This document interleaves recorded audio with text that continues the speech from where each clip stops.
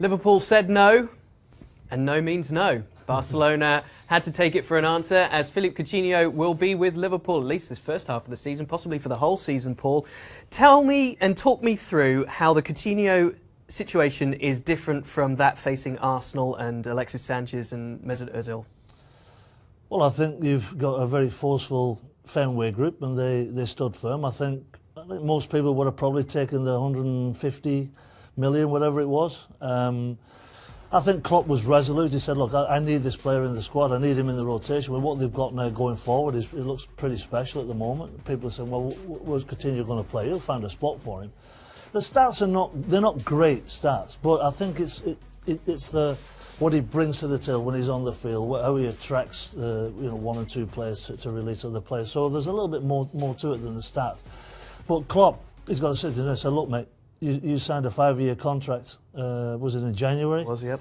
So you're going to be playing your football here. It's World Cup year next year. You know, you go away with Brazil. You score and come on, and apparently you're crying after the game because you're all upset. Well, the reality of football is this. This is where you're employed. This is where you're employed.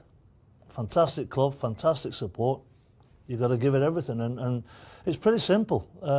He signed that contract. You can't have it both ways.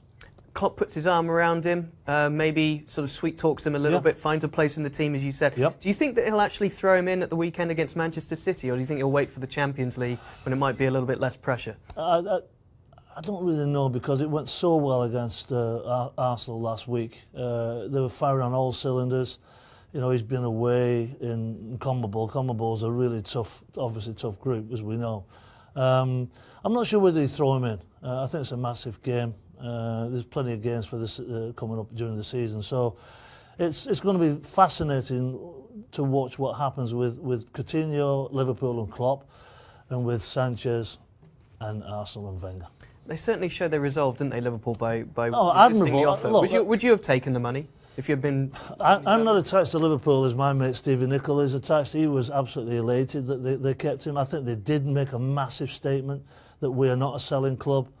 Whereas Arsenal, in the end, they capitulated, didn't they? So, yeah, OK, we're not going to sell Sanchez then, or 65 million comes in, yeah, you can go.